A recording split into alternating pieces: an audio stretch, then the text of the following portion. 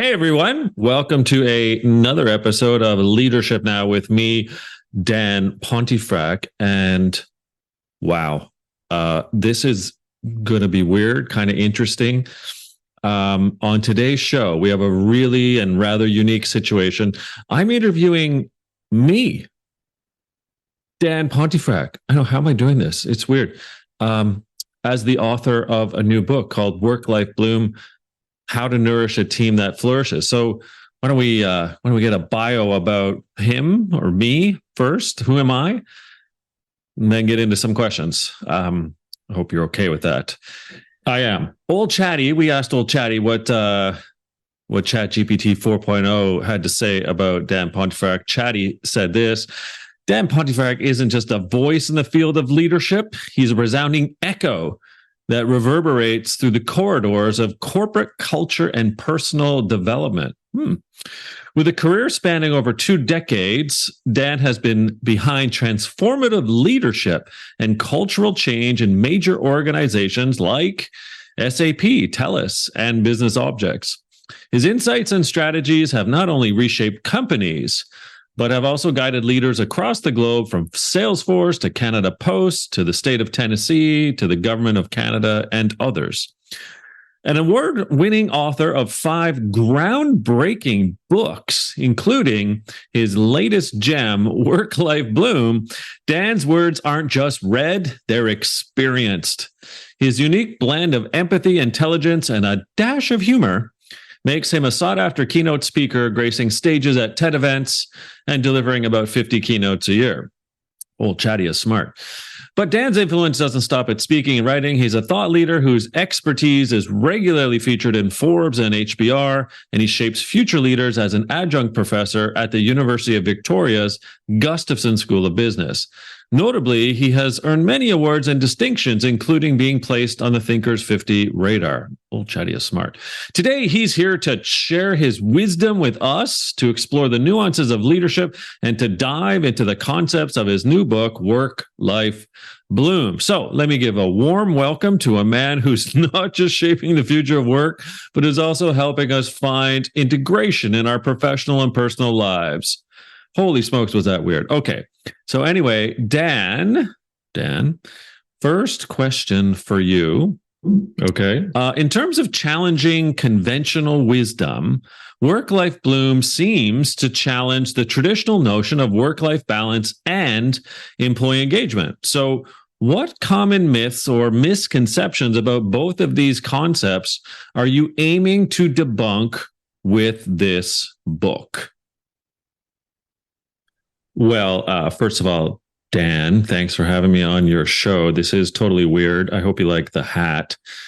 I suppose you could start with an answer that scratches at the surface, and we'll get a little bit deeper. But that is, what I found is that work-life balance has a couple flaws with the term itself. First, I believe that based on my research and all kinds of other research that people have been doing, that we are in a situation of what I would call work imbalance. And secondly, if we purport to believe in work-life balance in the organization, yet we don't even have any conversations about life, how can you subscribe to a value or attributes or leadership behavior that suggests that you are putting work-life balance in the forefront? So that's a problem. Third, when you come to the concept of employee engagement, first of all, we're calling it employee. How much bigger of a derogatory term is that? And secondly, why are we only measuring, quote, the engagement of the employee in a workplace? Don't I come to work with my whole human being in the forefront? And ergo, don't I bring my work home? So shouldn't we be more interested in how we are fulfilled or not in various components of work and life? That is what I think we need to be digging into, so to say, Dan. And thanks for allowing me to be here. That's interesting from the perspective of engagement and work-life balance. But you're you're also kind of a critic, I guess, right, of corporate culture, today's corporate culture. So, kind of in your experience, the research that you conducted, where do you see organizations falling short in terms of fostering a culture that might truly support its team members in sort of this notion of what you call bloom? Can you give maybe an example of particularly toxic trends that you've observed, or things that are just kind of getting in the way in addition to that work-life balance and employee engagement point? Well, there's a few things we could probably tackle, Dan. Some of the toxicity that I see in organizations, first and foremost, I think, is the cluelessness of many leaders. Some leaders, or many leaders, sorry, are so sort of fixated on the deliverable, the targets, the objectives. And whilst I'm not against the fact that people have to address their deliverables and targets and objectives. But when that becomes the sole reason for your work, employees, which leaders will call them, will feel like an employee. They want to feel like a human being, like a team member. And wouldn't you argue that the reverse might be true? I.e., if we treat them like human beings, we have conversations and set up the right work-life conditions and factors so that people feel supported when they leave, quote, the office or the Zoom call or the Teams call when they're at home, and vice versa. When they come into the workplace, they feel that they've been supported from that life factor kind of frame of mind. When we're not having these overarching holistic conversations, then we're just treating people like robots or numbers in a spreadsheet. And so the toxicity that I see a hell of a lot is this lack of awareness on and what human beings are. And leaders get so fixated on the doing that they forget that there are human beings that are behind the scenes doing the doing. When we don't care about them, when we don't create those conditions, we're ending up in potholes of stress and anxiety, and then performance lags, and you're going to have pressure situations, and you're going to have all kinds of other workplace issues. So let's start there. Let's care about the whole human being. That's what I'd like to see first and foremost. Yeah, well, that's brutal. Okay, well, what about you? So, in the book, you're sharing a few personal stories, for certain, and the coda comes to mind. What you particularly shared about a couple situations where things weren't really going your way, and I think you said you fell from blooming to renewal in a matter of seconds, or so it seemed. So, have you ever found yourself sacrificing your personal happiness, your well-being, what have you, for either work or life, or both of those situations in terms of like your overall success? And if so, how did these experiences that you went through, how did they shape your perspective for the book itself and Work-Life Bloom? Yeah, well, I guess I had to look back on my career as I was writing this particular book and look at my various work and life scenarios. The one that comes to mind was certainly in a situation where my work and my life factors they fell precipitously, like prodigiously. They just fell out of the sky because a company acquired our company. So SAP, the larger company, swallowed the minnow called Business Objects, although we were about 10,000 people. And we had just the best culture, the best team. Everything was clicking. And it was just, the work factors like strategy and purpose and belonging just fell from the sky as I was trying to help understand what SAP wanted from us. And then some of my life factors, like my agency, my sense of autonomy, and whether I felt respect or not, all of it sort of became whitewashed by this river called SAP. So I had to ask myself, what am I going to do? And then I ultimately, through those questions, answered it with, I've got to move on. And I left the organization that I love for something else, which I guess now leads to it's sort of a question about the dark side of leadership. So you've experienced a fair bit. You've seen a lot of different leadership styles throughout your career, your work as a consultant over the last 5 years or so. What are some of the darker aspects of leadership that really can affect, the workplace? And then the flip side, of course, of the book is how does your book address this? So first, what are those darker aspects of leadership that we should be looking out for? And does your book provide any hope, Dan? Hope. Yeah, it does provide hope. The darker aspects come back to how we are purporting a life of work-life balance for our people, how we measure once or twice a year employee engagement, and we sort of wrestle up everyone and say, hey, it's not good enough. We've got to do better. And employee engagement scoring, yet not taking a step back and asking ourselves, well, what makes up a blooming, if you will, or flourishing team member? So we need to do some hard rewiring in the organization. I would say that some of the darker other components of leadership these days is not just their cluelessness, as I alluded to earlier, but not caring about the overall wellness of the individual. And I don't think they mean it this way, but when we're not really thinking about what allows a human being to tick, and those anxieties and stresses and burnouts continue to soar from whatever piece of data you want to sort of analyze. That's what's worrying me. That's dark. When leaders aren't caring about all of these human being conditions that are really taking a dive in society these days. Which next up then would be controversial advice, I suppose. So is there any advice that you have, whether it's in work-life bloom or not, frankly, that you think might be controversial or in fact counterintuitive to traditional business thinking? So in the book specifically, why did you choose to include whatever that might be, that advice in work-life bloom that is counterintuitive and almost controversial? Like what is it and why did you include it?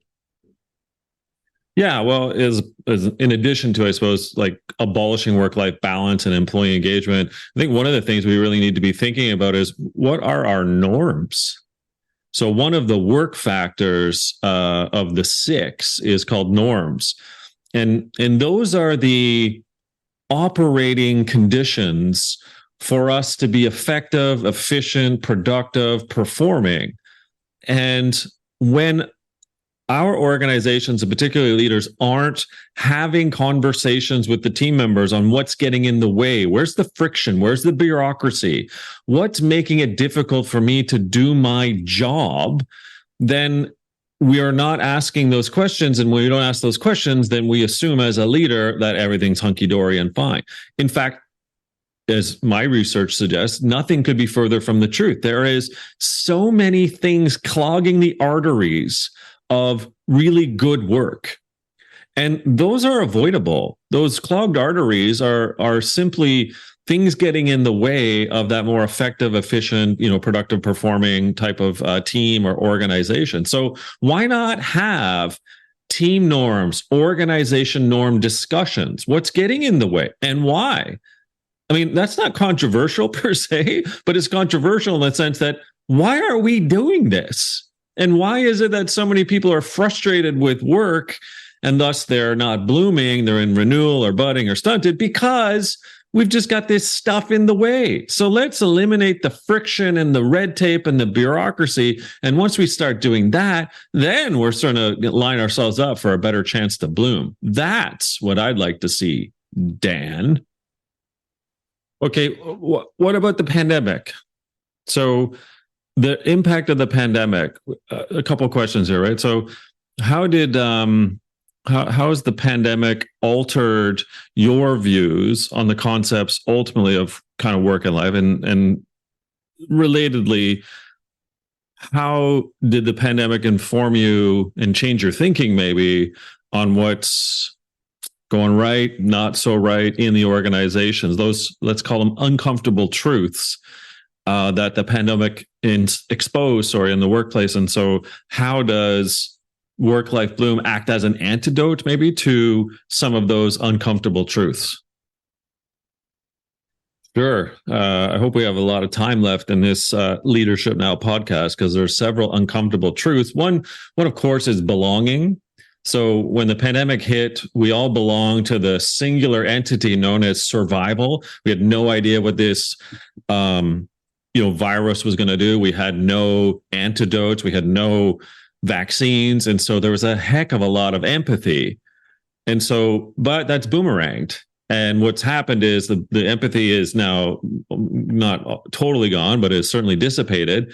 And we've got situations where people don't feel like they belong because that leader is not being empathic anymore. And whether the belonging, as an example, could be by identity, it could be because of my parenting situation, my housing situation, all these stressors that are coming in from an economic perspective.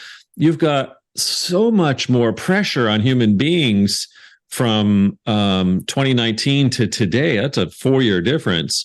And the pandemic has exacerbated people's analysis of what really matters. So whether I feel like I belong, what's my sense of meaning?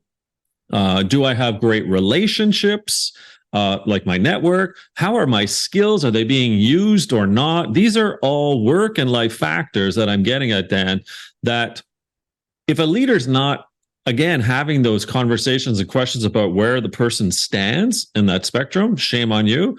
But if an organization isn't willing to uncover and discover some of those uncomfortable truths, then yeah, we're going to have ourselves quite a problem here. That's for sure. Okay. Last question before we ask where to find out more about you and your book. Future predictions and even warnings.